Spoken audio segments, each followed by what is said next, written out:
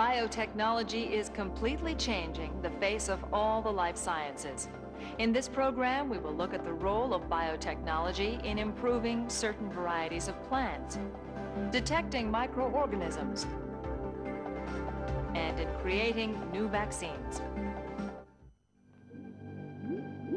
Molecular biology originated in the United States in 1953 when two researchers, Watson and Crick, discovered the structure of the DNA molecule. Later, in 1973, other American researchers managed to cut that molecule, to collect segments of it, and graft them onto the DNA molecule of another organism. It was the birth of genetic engineering. Today, biotechnology plays an instrumental part in numerous fields, for instance, in improving species of plants.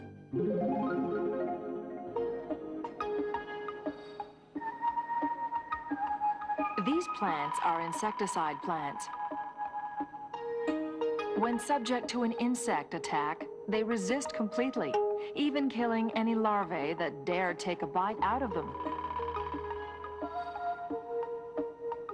On the other hand, plants which do not have these insecticide qualities are eaten alive. Magic? No, scientific. The scientists at France's National Agronomy Research Institute have in fact come up with a way of short-circuiting the slow evolutionary process living species normally go through. The technique they use is based upon the use of genes and enables them to create strains of plants with useful and totally unprecedented characteristics. Genes are segments of the deoxyribonucleic acid, or DNA molecule.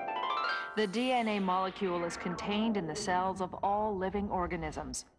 To create new varieties of plants, the experts apply a technique known as gene transfer. Gene transfer is based upon the fact that genes, which contain the program necessary for the specific construction and activities of every living thing, are constituted according to a universal code. So in theory, genes from one living thing can be inserted into the cells of another living thing. If the genes of a donor organism cells are transferred to the cells of a receiver organism, the latter may develop some of the donor's features. By an irony of fate, gene transfer in plants was made possible by studying plant disease.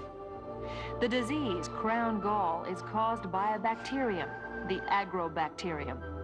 This bacterium causes tumor-like growths at the junction of plant shoots and roots.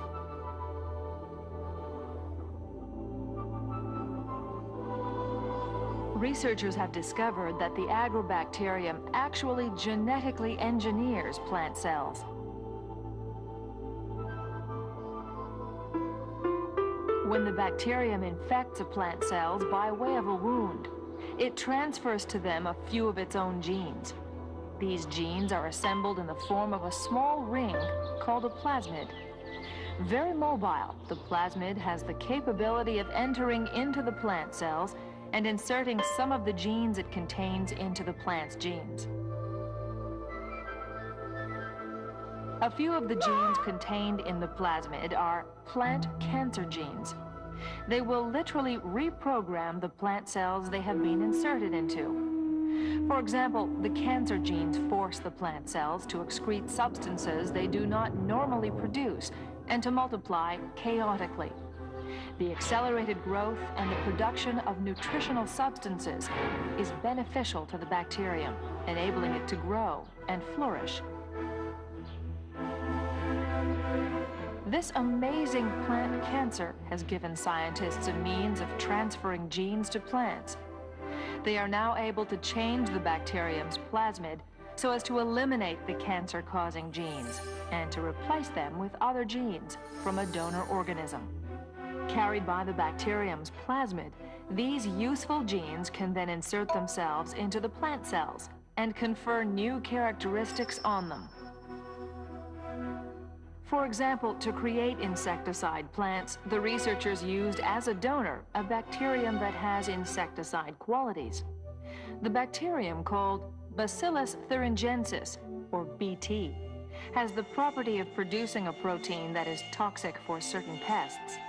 Like all compounds that form living organisms, the protein in question is produced under the control of a gene. The researchers first isolated the gene and cloned it. That is, they created large quantities of identical copies of it.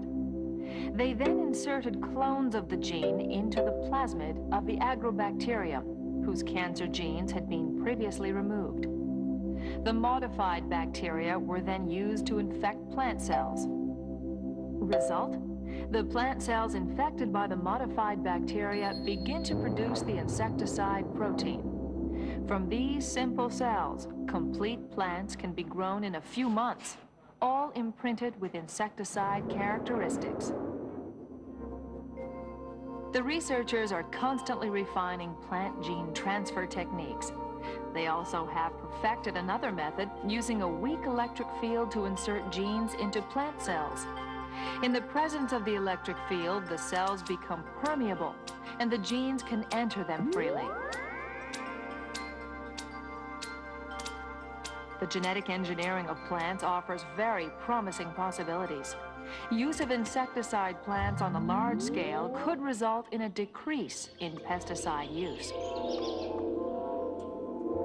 Other applications are planned. For instance, using genes from viruses that cause diseases in plants, researchers also managed to produce plants that resist these viruses.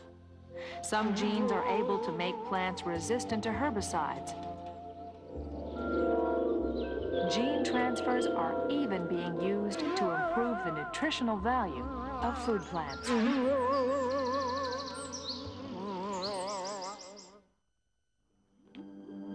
One of the areas to have most benefited from the findings of biotechnology has been medical diagnosis. A good physician is not only someone who prescribes an effective treatment, above all, it is someone who makes an accurate diagnosis. But in spite of all manner of tests, a number of diseases remain difficult to diagnose. Molecular biotechnology may offer physicians a new tool, the molecular probe. A molecular probe is used to collect information within the DNA molecule. As a rule, its mission is to pinpoint the key substances that will guide physicians in their diagnoses. Owing to their great sensitivity, molecular probes have found applications in many other areas than medicine. For example, in the food industry.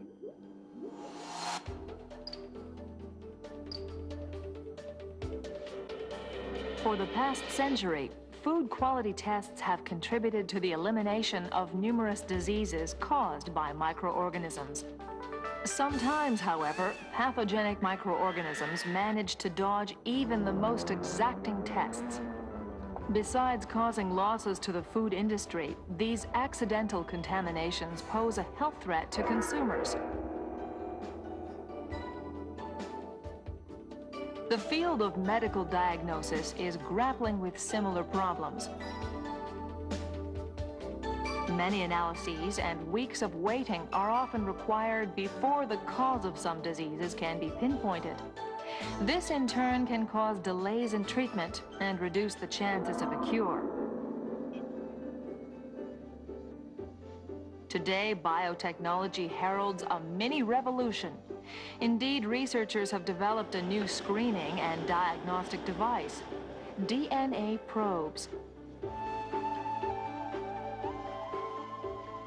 These tools considerably improve and speed up food analyses and medical diagnoses. DNA probes work like tiny vehicles that explore the deoxyribonucleic acid, or DNA molecules of cells. DNA molecules are amazing assemblages. They look like long spiraling ladders.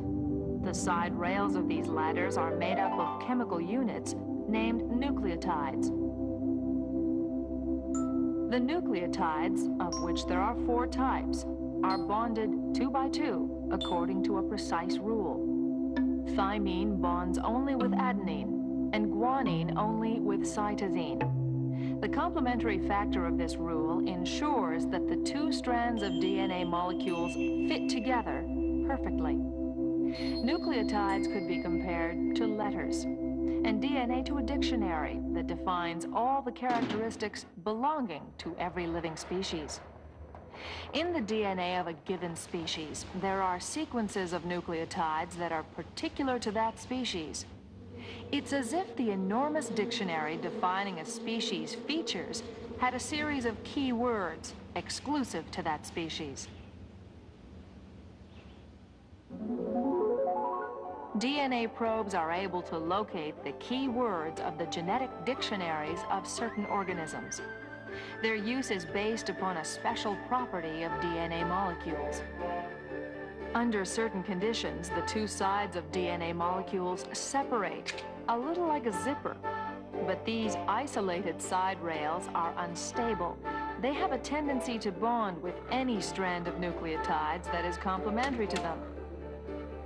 DNA probes use that principle. They are strands of molecules that are a perfect match for one of the key words of a given species' genetic dictionary.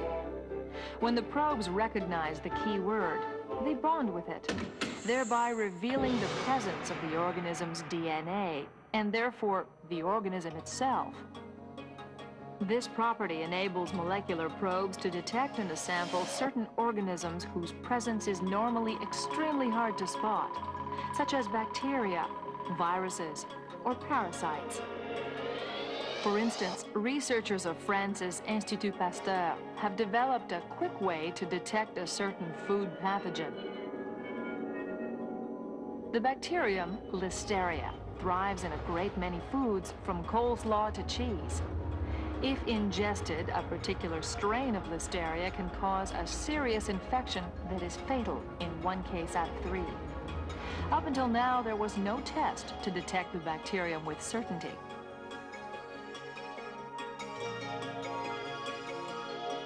The new technique consists of extracting the DNA from foods suspected of being contaminated. The DNA can be from the plant and animal cells contained in food, as well as they do from possible pathogenic bacteria that may be present. Using a chemical treatment, the scientists cause these DNA molecules to separate. They then add to the preparation of a molecular probe. That is, a short sequence of nucleotides capable of recognizing the key words of the Listeria bacterium's DNA. If the DNA of the bacterium is present, the probe will bond with it. A radioactive substance attached to the probe will reveal the presence of the bacterium in the sample. Conversely, the probe will not bond with the DNA of the other cells present in the food. Thanks to this technique, the lethal Listeria can be detected with greater accuracy. Based on a similar technique, researchers have developed a fast way of diagnosing tuberculosis, a disease currently on the rise again. Until recently, to diagnose TB, the bacterium causing the disease had to be cultured for several weeks. But the researchers were able to develop DNA probes that enable them to identify the various types of bacteria that can cause tuberculosis. Today, the test takes no more than 3 or 4 days. We can expect to see further uses of these screening and diagnostic tools developed in the years to come.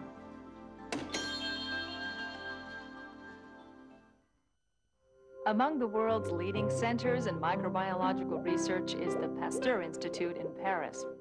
Numerous vaccines and serums have been developed there. It was thanks to their discoveries that typhus and the plague, among others, have been virtually wiped out. However, although an impressive number of battles have been won, the war is far from over. There are still many diseases for which no vaccine has yet been found.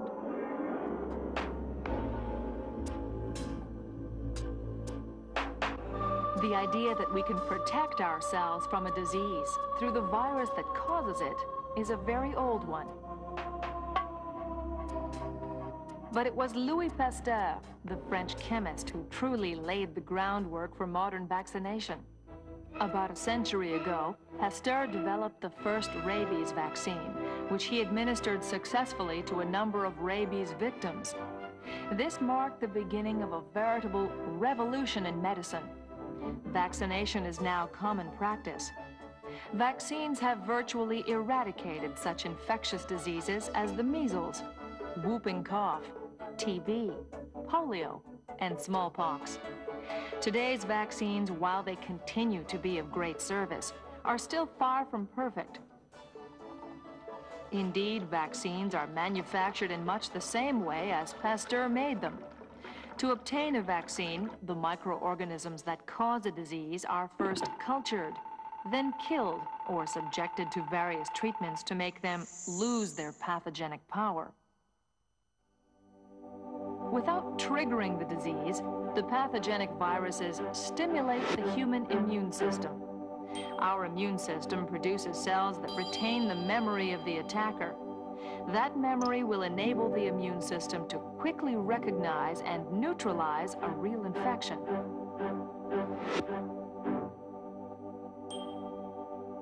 Since they are prepared from the pathogenic agents of diseases, today's vaccines sometimes cause allergies or other side effects, like a slight fever. Further, some of them are only partially effective, as some people do not respond to them. Also, vaccines prepared according to this recipe are totally useless against a number of diseases, such as the common cold or AIDS. Yet modern biotechnology could help solve these problems. Scientists have now managed to decipher the fundamental code of life contained in the deoxyribonucleic acid, or DNA, of cells.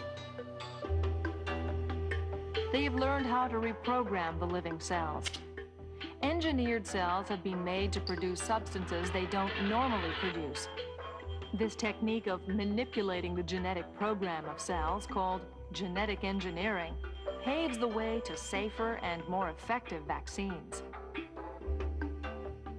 For example, thanks to genetic engineering, Institut Pasteur researchers have succeeded in developing a new Hepatitis B vaccine. The Hepatitis B virus, affecting 300 million people around the world, cannot be cultivated.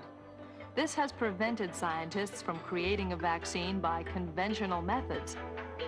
Until now, the only Hepatitis B vaccine available was extracted from the blood of infected persons in a delicate and expensive process. The development of a new vaccine was made possible by an important discovery. A few years ago, scientists discovered that all microorganisms carry molecules that act as veritable identity cards. They're antigens. It is the germ's antigens that inform the organism of the germ's presence.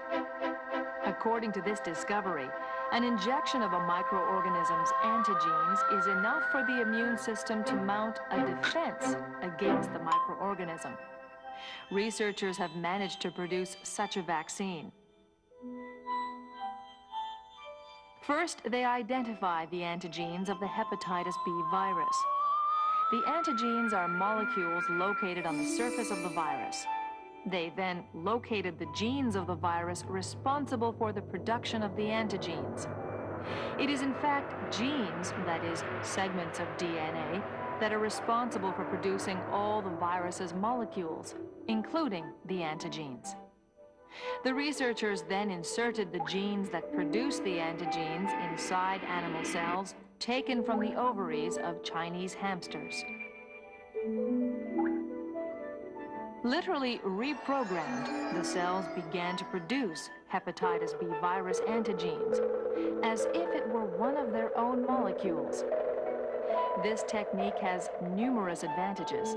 Hamster cells are easily cultured, and like little factories, they churn out antigens of the hepatitis B virus. Moreover, they assemble them in the form of small particles. When injected into a human body, these particles trigger an almost immediate reaction of defense, which will shield the body against possible infection. This new vaccine, now on the market, is more effective than the conventional vaccine and will eventually be less expensive. Buoyed by their success, the researchers are looking into other possibilities. For example, developing a polyvalent vaccine, one that would immunize against various diseases at the same time. Such a super vaccine would be ideal to immunize large groups of people living in remote areas, because in one single procedure, it would provide multiple protection. Someday, such techniques will undoubtedly help scientists develop vaccines against diseases for which there is presently no preventive agent. Today, behind every important discovery, battalions of researchers work, often behind the scenes. We will never know their names. This does not prevent them from devoting their lives to research with the same dedication as a Pasteur or a Watson.